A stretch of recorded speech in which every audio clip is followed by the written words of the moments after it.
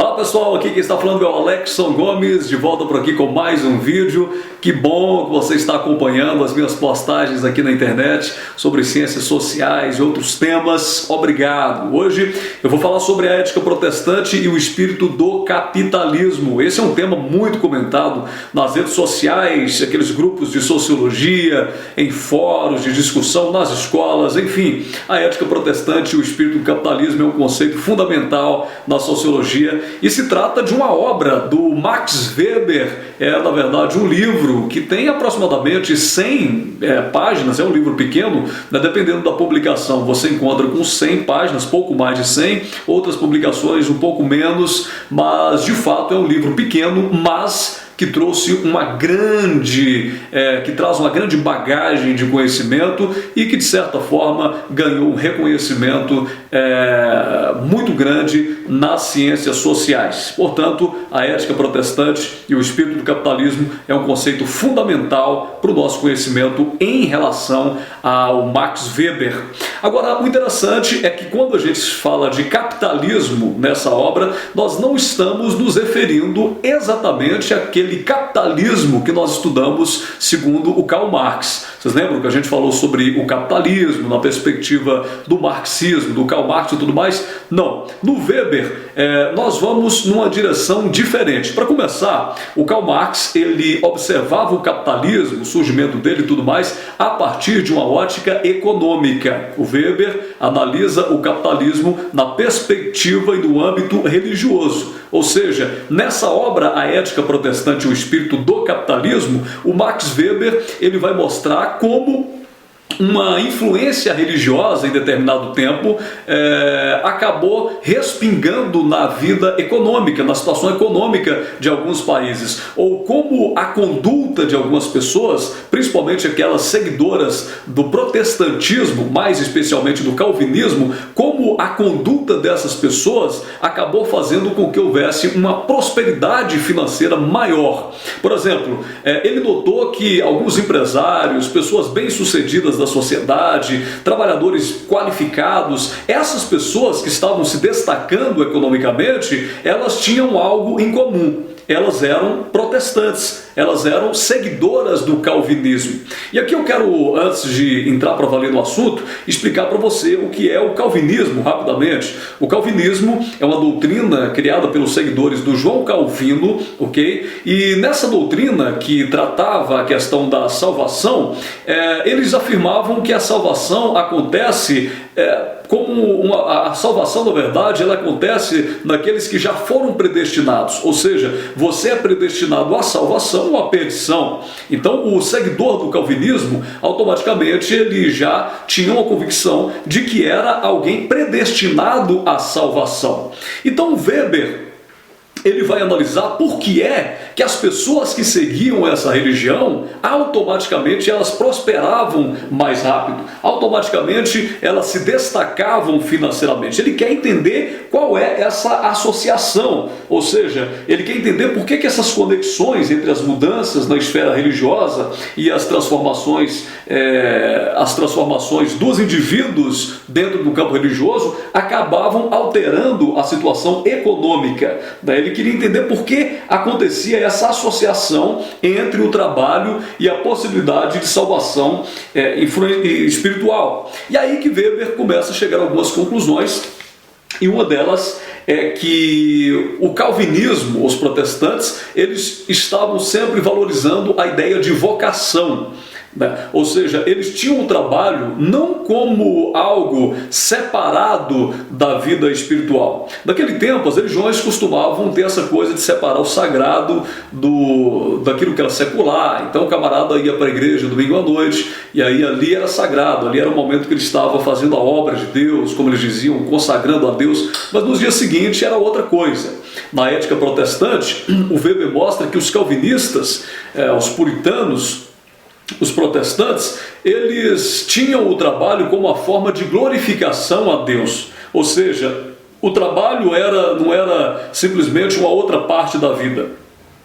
O trabalho era uma extensão daquilo que eles faziam como obra de Deus.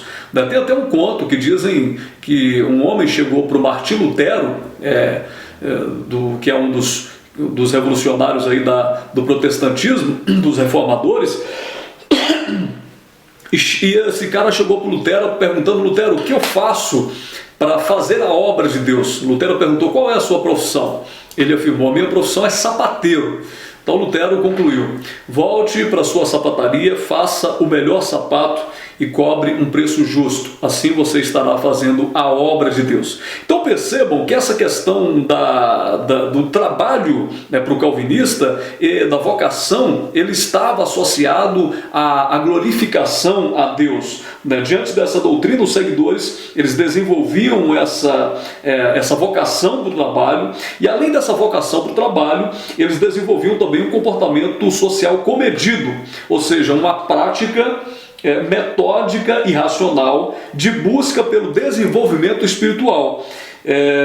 Nesse sentido, a perda de tempo é o primeiro e principal de todos os pecados. Portanto, os puritanos condenavam o ócio, a luxúria e a preguiça. Então, uma outra característica é que os protestantes, os calvinistas, como eles achavam que a salvação acontece pela predestinação, e o primeiro sinal de que o indivíduo era salvo é que ele tinha que desenvolver uma vida diferente. Ora, a partir do momento que ele tinha uma consciência de salvação, ele agora passava a ter uma conduta diferente. E nessa conduta, eles excluíam essa questão da perda de tempo, da luxúria, do ócio, da preguiça. Tudo isso para eles era pecado. Eles pensavam: bom, se eu sou alguém escolhido, né, se eu sou uma pessoa salva, automaticamente a minha maneira de viver tem que ser uma maneira totalmente diferente daqueles que estão à minha volta. Eu não posso ficar agora entregue à luxúria, à preguiça e tudo mais. Por isso, eles se dedicavam ao trabalho. Qual que é o resultado disso?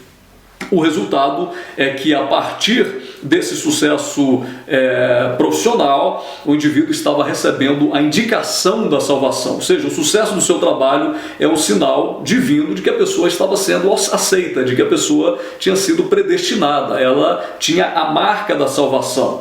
Com isso, explicaria a existência de ricos e de pobres. Os ricos seriam, então, disciplinados, imbuídos de espírito empreendedor, ao passo que os pobres deixariam levar pela imprevidência, pela preguiça, motivo pelo qual eles não tinham prosperado.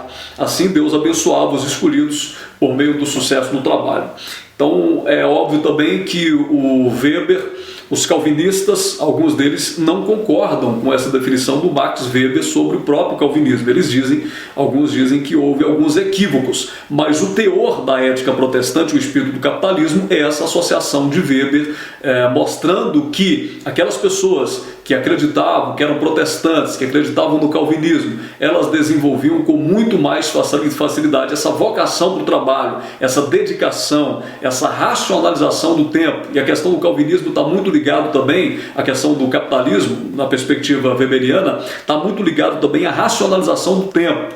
Essa é uma outra coisa que nós temos que observar. Tanto é que na própria obra ele vai citar o Benjamin Franklin com o tempo é dinheiro, o argumento o tempo é dinheiro, e tem um texto do Benjamin Franklin que o Weber usa em uma das suas obras. Então nós vamos perceber o seguinte, que o Weber, ele mostra como os seguidores do calvinismo, eles se desenvolviam financeiramente, economicamente, porque eles tinham essa ideia da vocação, do trabalho, né, da prosperidade, que era sinal da salvação, ou seja, consequentemente a ética da produção da glória divina, da produção da prosperidade. Assim, a ética protestante do trabalho, feito para a acumulação e não para o consumo, gasto supérfluo, é o fator cultural determinante para o desenvolvimento do capitalismo segundo Weber. Ou seja, essa nova maneira de ser, essa nova roupagem que os calvinistas tinham a partir do momento que eles aderiam à religião,